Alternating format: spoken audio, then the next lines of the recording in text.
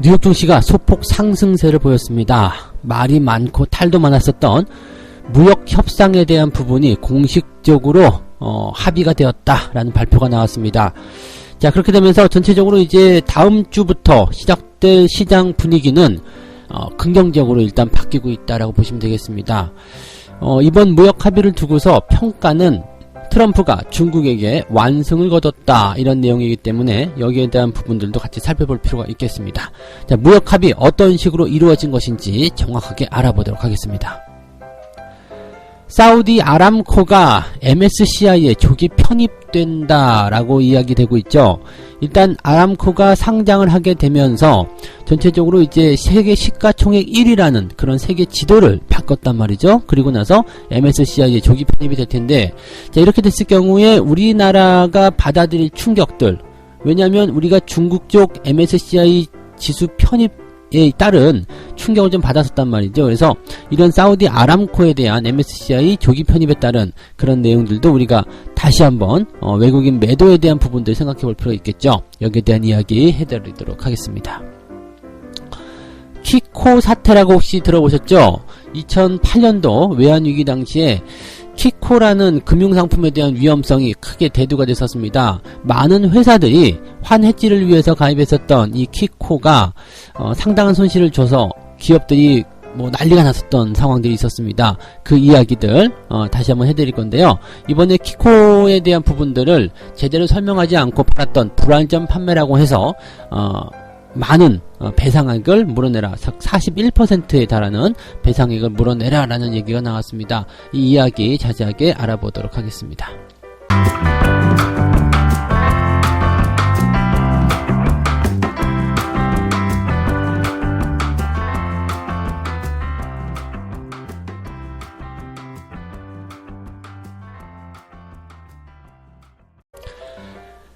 네, 반갑습니다. 오늘은 12월 14일 토요일입니다. 네, 온 세계 시장, 언론, 모든 부분들이 지금 떠들어대는 것이 미중 무역 합의에 대한 협상인 것 같습니다.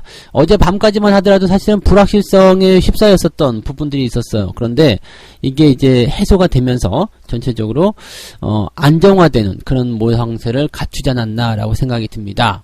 자, 이 이야기, 첫 번째 이야기로 바로 시작하도록 하겠습니다. 미중 무역 전쟁이 일단 휴전을 했다 이런 얘기가 나오고 있고요. 그 다음에 공식적으로 합의를 발표했다 이런 얘기가 나오고 있습니다. 둘 다 같은 내용이라고 보시면 될 것 같은데, 지금 뉴스들 다들 보셔서 아실 수도 있겠습니다만 무역 합의가 공식적으로 발표됐다라는 거, 이 내용 하나만으로도 그냥 모든 건 끝났다라고 보시면 될 것 같은데, 이번 1차 합의에서 상당히 많은 내용이 들어가 있습니다. 지금 뉴스 제목을 보게 되시면 미중 무역 합의가 공식 발표됐고 트럼프는 즉각 2단계 협상에 들어간다 되어 있고요. 15일자로 예고되고 있었던 1560억 달러에 대한 대중국 관세가 모두 취소가 됩니다. 그리고 1100억 달러에 대한 관세는 절반이 감축된다 이런 식으로 되어 있고요. 중국은 이번 합의문 안에 농산물과 지적재산권, 환율 문제가 모두 포함이 된다라고 되어 있습니다. 사실상 이렇게 보면은 스몰 딜이 아니라 빅 딜이다라고도 얘기할 수 있을 정도 아닌가 생각이 듭니다. 그런데 여기에서 즉시 2단계 무역 협상에 돌입하겠다라고 얘기가 돼서 도대체 이게 무슨 얘기지? 라고 볼 수가 있을 것 같은데 한번 자세하게 알아보도록 하겠습니다. 지난 9월 달부터 시행되어 왔었던 1100억 달러에 대한 중국 상품에 대해서 관세율이 15%였는데 이것을 7.5%로 절반 인하하겠다라고 얘기가 나왔고요. 나머지 2500억 달러 이 상품에 대해서는 그냥 그대로 유지가 되고 있다라고 이야기를 했습니다. 월스트리트 저널에서는 이 모든 3600억 달러에 대한 그 관세가 모두 절반으로 감만될 것이다 이렇게 얘기가 됐었는데 요건 아니다라고 이야기를 했습니다. 그래서 한때 이제 새벽에 좀 난리가 났었던 것 중에 하나가 뭐냐면 트럼프가 월스트리트의 보도는 가짜뉴스다 라고 얘기했단 말이죠. 월스트리트가 뭐라고 했냐면 무역 합의가 됐다. 네, 그리고 기존 관세를 50% 감축하기로 했다 이거였는데 이것을 가짜뉴스다라고 하니까 무역 합의 안 되는 거 아니야? 막 술렁술렁 막 그랬었죠. 근데 그리고 나서 중국 쪽에서 밤늦게 발표를 한 게 있습니다.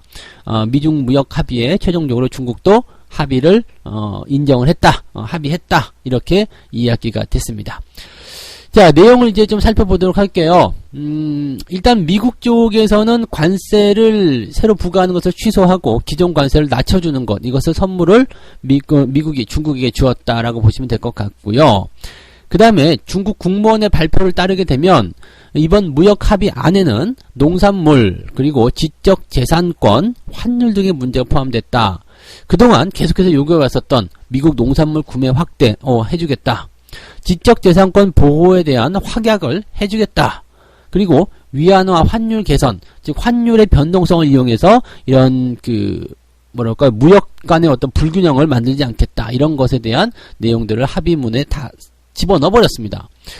자, 이렇게 되면은 이 내용이 상당히 이제 우리가 생각했었던 것보다 더 큰 규모의 협상이다라고 좀 보시면 될 것 같아요. 왜냐하면 중국이 앞으로 상당한 규모의 미국산 상품을 사줄 것이다. 이게 약 500억 달러 이를 거라고 얘기하고 있습니다. 그래서 트럼프 대통령이 농민들은 앞으로 더 큰 트랙터를 사야 할 것이다 라고 얘기할 정도로 지금 이 중국의 농산물 구매 확대에 대한 부분들을 크게 어필하면서 앞으로 이제 재선이라든지 이런 쪽에 많이 이용하게 될 것이다 라고 좀 보여지면 될 것 같고요.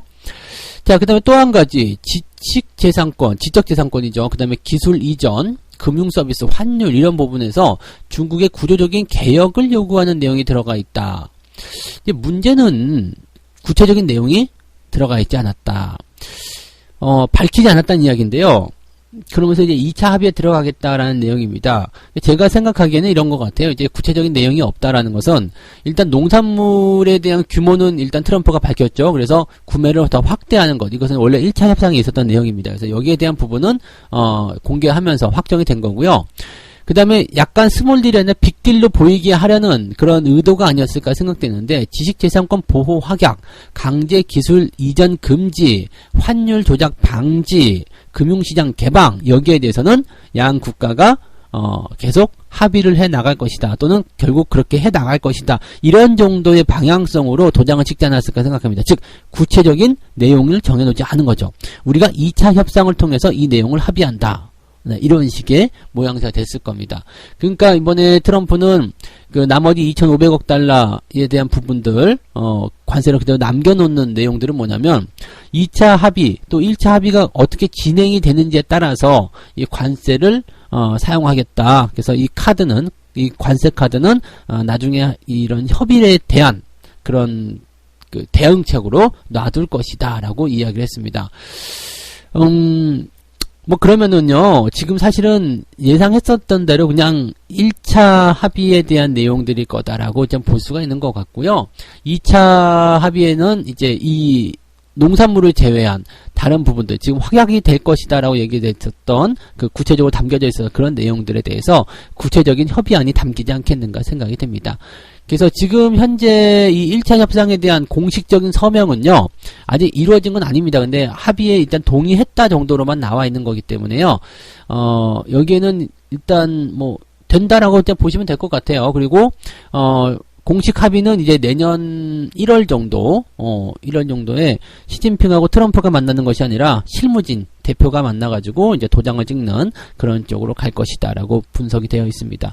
2차 협상이 끝나야지 진짜 협상이 끝난다라고 볼 수 있겠는데, 일단 바로 2차 협상에 들어가자라고 되어 있기 때문에, 어떻게 보면요, 공식적으로 도장을 찍는 이 상황 자체도요, 불안정해질 수 있는 내용은 될 수 있습니다. 근데 이거는 이제 도장 찍기 전까지는 또 다른 분란이 일어나지 않았으면 좋겠고요. 일단 1차 협상에서 도장을 찍어놓고 시장 분위기를 개선시켜 놓은 이후에 2차 협상에서 투닥됐으면 좋겠다. 이 생각을 좀 해볼 수 있겠습니다.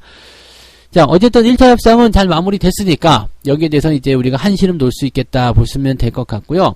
이제 가장 중요한 이제 2차 협상에 대한 부분들은 구체적인 내용들을 이제 확정 짓는 그런 부분이 될 것으로 생각되기 때문에 아마도 내년도에 가장 큰 이슈성 재료가 되지 않겠는가 생각됩니다. 트럼프의 재선에 대한 그런 생명도 달려있을 것으로 생각되기 때문에 지금 현재로서는 2차 협상이 더 중요해 보이긴 합니다만, 그래도 양 국가가 협의안에 서명을 하고 어느 정도 동의안을 끄집어냈다는 것에 의미를 좀 두시면 좋겠습니다.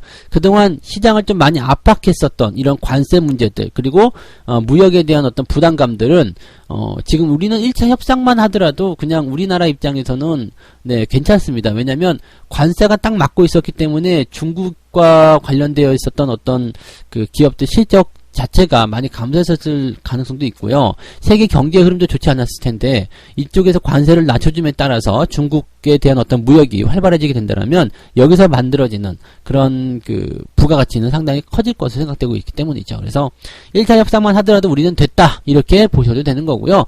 나머지 이제 지식계산권이나 환율이라든지 이런 것들은 미국과 중국 간의 관계이기 때문에 이 부분이 잘 되면 좋고요. 뭐 안 되더라도 우리에게는 뭐 큰 피해는 없지 않겠는가 이런 식으로 분석하셔도 좋지 않을까 생각합니다. 어쨌든 지금으로서는 좋은 소식이다라고 받아들이시면 될 것 같습니다.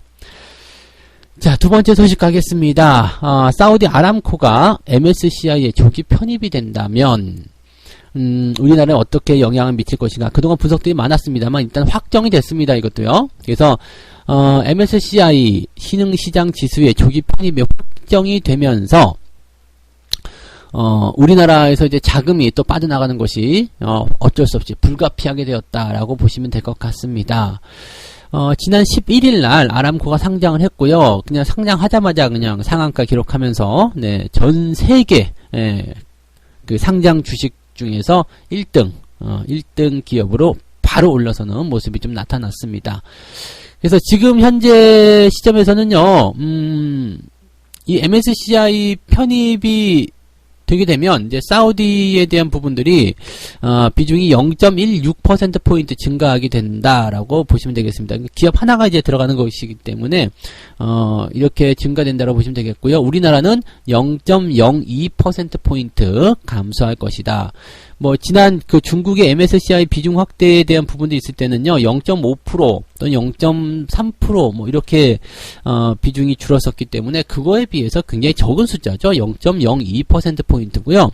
이번에 중국이 들어가 있는 상황이기 때문에 중국에서도 자금이 조금 빠져나올 수밖에 없어요. 그래서 이 MSCI EM 지수의 리밸런싱 같은 경우는 100이라는 숫자가 이 MSCI EM 지수에 포함이 되어 있다라면 여기에 무언가가 하나 비집고 들어오게 되면 기존에 있었던 그 국가나 종목들에서 비중을 조금씩 끄집어내 가지고 여기다가 새로운 종목에다 채워 넣는 그런 식입니다. 그래서 금액은 정해져 있기 때문에요. 전체적인 비중은 100% 꽉 차 있는 상태에서 이렇게 자금의 이동이 일어나게 된다는 이야기입니다. 그러니까 새로운 쪽으로 자금을 주기 위해서는 기존의 것들을 빼뜨려야 되는 거죠. 그래서 한국 비중도 어쩔 수 없이 불가피하게 감소를 해야 되는 부분들인데 0.02%포인트는 뭐 그렇게 크게 우리한테 영향을 주지 않을 것이다 라고 보시면 될 것 같고요. 현재 이 정도의 규모를 본다라면 뭐 최대 한 3,500억, 600억 정도 될 것이고요.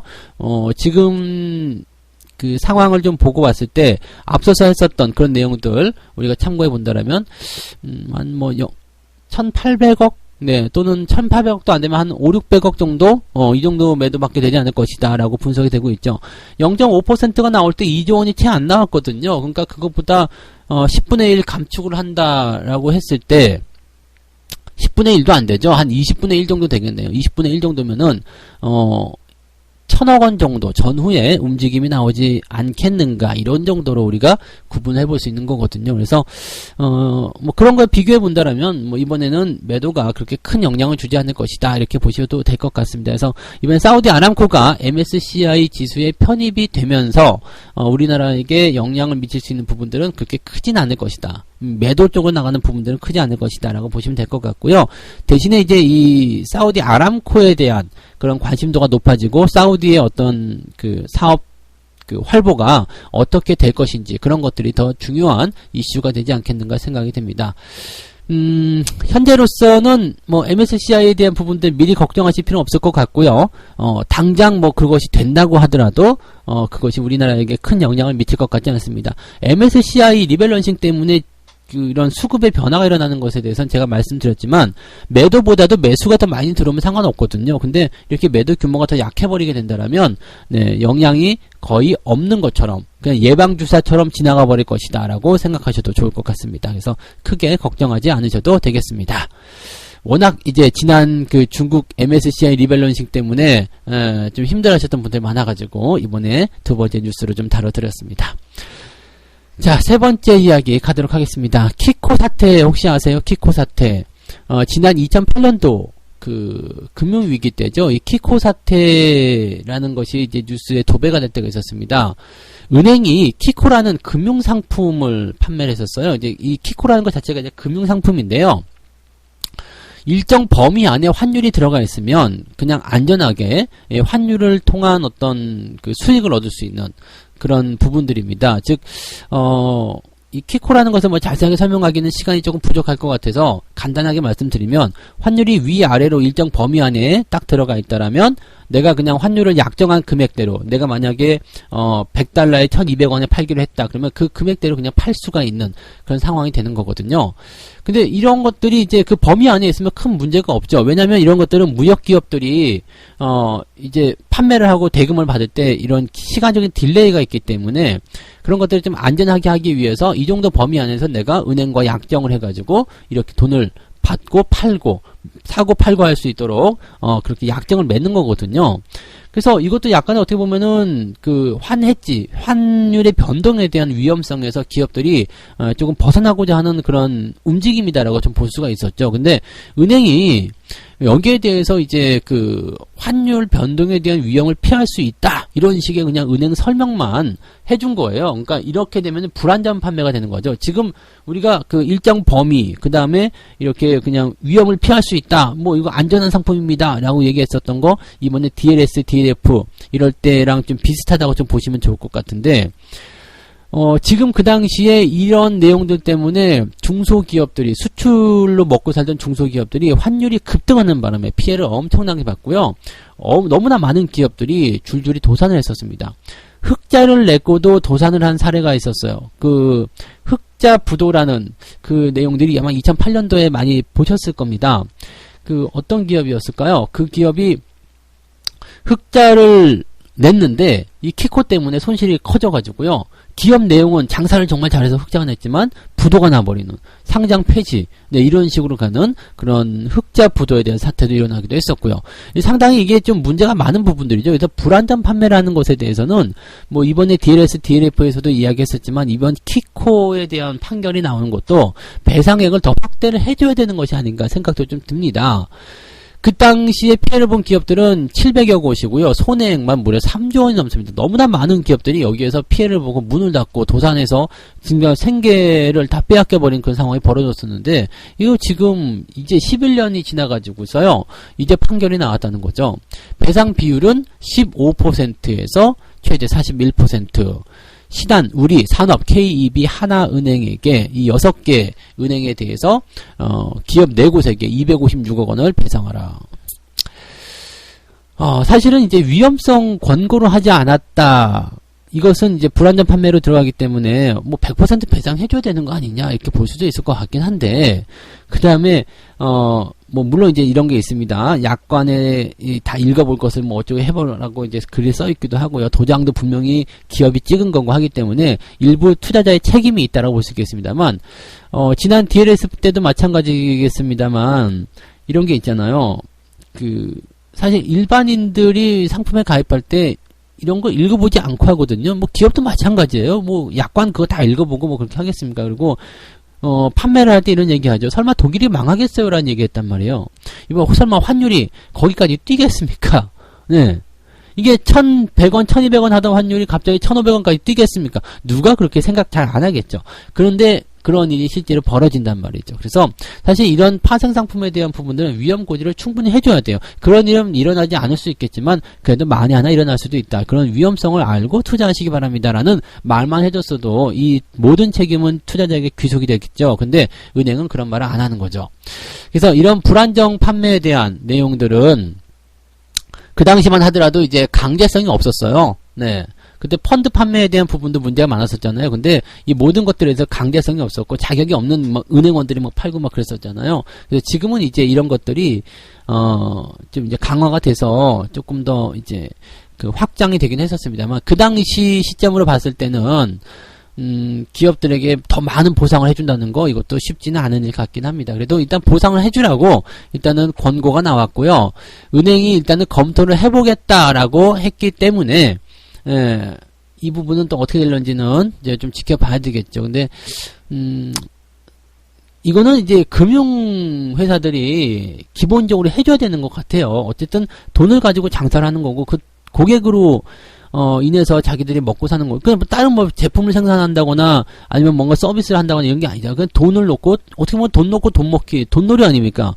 그런 회사에서 이런 신뢰도를, 고객들을 보호해주지 않으면은 정말 문제가 된다고 생각하죠. 그래서 이번에 키코에서 나온 이런 부분들은, 키코에 대한 이런 배상 판결은 뭐 더 확대가 돼도 괜찮지 않을까 생각되는데, 이 정도라면은 은행이 해줘야 되지 않겠나라고 저는 생각을 좀 하고 있습니다.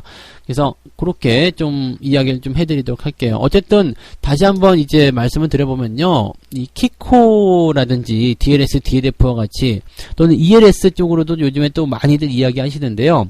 잘 이용하시는 분들, 또 위험에 대한 인지도를 잘 알고 대응하시는 분들은 큰 문제는 없을 수 있습니다. 그래서 상품을 잘 판단해 보시면 좋겠고요. 변동성에 대한 어떤 해지 용도로 사용을 하기 때문에 시중 금리보다도 높고 다 좋은 점들이 많이 있습니다. 다만 이런 돌발적인 변수들에 대한 위험성들이 언제든지 내포가 되어 있다는 것을 알아셔야 되기 때문에 여기에 막 전 재산을 쏟아붓는다든지 몰빵을 친다든지 이런 식으로 무리해서 투자하는 이런 전략들은 좀 삼가해 주셨으면 좋겠습니다. 정말 순간 어떻게 될지 모르는 상태에서 여러분들이 가지고 있는 모든 것들을 다 날려버릴 수도 있거든요.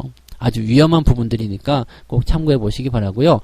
자, 지금 여기 키코 사태에서도 나타났듯이 배상 판결 받는데 무려 11년이 걸렸습니다. 어마어마하죠. 여러분들 11년이면은요, 그동안 받은 고통, 고생, 이제 11년 지난 이후에 배상을 절반 정도 받는다고 해가지고요, 피해액의 절반 배상 받는다 해서 나한테 남는 게 뭐가 있겠습니까? 시간은 돈 주고 살 수 있는 게 아니거든요. 미리미리 처음부터 잘 해야 된다는 것을 말씀드려야 되겠죠. 네. 자, 좋습니다. 자, 오늘 이야기 여기까지 3가지 말씀을 드렸고요. 뉴욕 증시가 일단은 무역 합의를 공식적으로 합의했다는 것을 발표를 하게 되면서 이제 새로운 국면으로 들어서게 됐습니다. 새로운 국면이지만 일단 당분간은 좋은 소식만 연결될 것이다. 이렇게 보시면 될 것 같고요. 자, 사우디 아람코 MSCI 조기 편입에 대한 이야기 나왔는데요. 뭐 영향력은 크지 않을 것이다. 이 정도로만 받아들이셔도 될 것 같습니다. 뭐 별 문제되지 않는 그런 내용이고요. 키코 사태에 대한 부분들 다시 한번 우리가 DLS, DLF 이런 것들 상기하시면서 위험성, 상품에 대한, 파생 상품에 대한 위험성은 반드시 우리가 알고 해야 된다는 거 강조를 드리도록 하겠습니다. 자, 책 한 꼭지 읽고 마무리하도록 하겠습니다. 이 세상에 대한 우리들의 이해는 완전히 불완전하다. 참가자의 견해와 기대는 일치하지 않는 법이다. 때로는 그 불일치 정도가 아주 미약해서 무시되기도 하지만 그 격차가 엄청나게 커서 사건의 흐름을 결정짓는 주요 요인이 되기도 한다. 똑같은 내용을 보고서 서로 다른 방향을 볼 수도 있다는 얘기입니다. 무슨 얘기인지 아시겠죠? 그래서 방금 전에 말씀드렸던 이런 키코 사태라든지 이런 것도 마찬가지예요. 똑같은 상품을 보고서 판매원과 그 다음에 구매자의 입장이 서로 다르다는 거, 여러분들의 이익은 여러분들이 지키셔야 된다는 거 꼭 잊지 마시고요. 꼭 잘 살펴보시고 따져보시고 그리고 나서 검증해보시고 그리고 나서 결정하실 것을 권장해 드리겠습니다. 자, 주말 잘 보내시고요. 뭐 좋은 소식들이 많기 때문에 아마도 주말 동안 좀 기대감을 가지고 시장에 참여하시지 않을까 생각합니다. 여러분들 모두 행복한 주말 보내시기를 바라고요. 저는 다음 주에 다시 오도록 하겠습니다. 고맙습니다.